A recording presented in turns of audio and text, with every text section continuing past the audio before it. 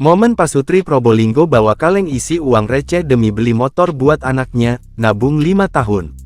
Inilah momen pasangan suami istri di Probolinggo, Jawa Timur bawa kaleng berisi uang receh demi beli motor untuk anaknya. Adapun momen Pasutri di Probolinggo membawa kaleng berisi uang receh ke dealer mencuri perhatian publik. Ternyata Pasutri di kota Probolinggo tersebut beli motor seharga 20 juta tersebut untuk anaknya.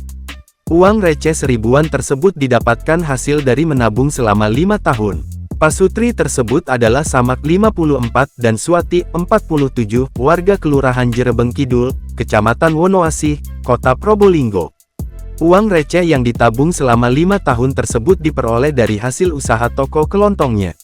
Hasil nabung 5 tahun dari buka toko perancangan, kata Suwati dilansir Tribun Tanda Hubung Medan.com dari Tribun Probolinggo, Selasa, tanggal 27 Agustus tahun 2024. Pasutri ini mendatangi dealer Honda Dunia Motor di Jalan Soekarno-Hatta nomor 18-20, Kelurahan Sukabumi, Kecamatan Mayangan, Kota Probolinggo.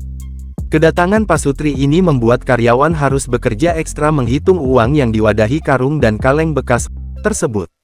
Disebutkan, karyawan dealer memakan waktu kurang lebih selama 3 jam untuk menghitung uang koin pecahan seribuan. Pasutri tersebut kemudian memantapkan pilihannya ke sepeda motor Beat keluaran terbaru seharga 20.700.000. Sementara salah satu karyawan dealer Honda Dunia Motor, Indri Widya Astutik mengatakan, jika Pasutri tersebut datang berdua ke dealer.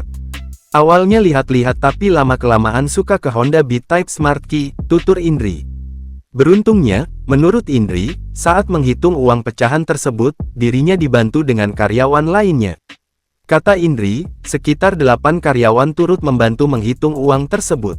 Butuh waktu 3 jam buat ngitung uangnya yang dibawa pakai karung bekas beras dan omplong. Untungnya, pas ngitung dibantuin sama karyawan yang lain, ungkap Indri.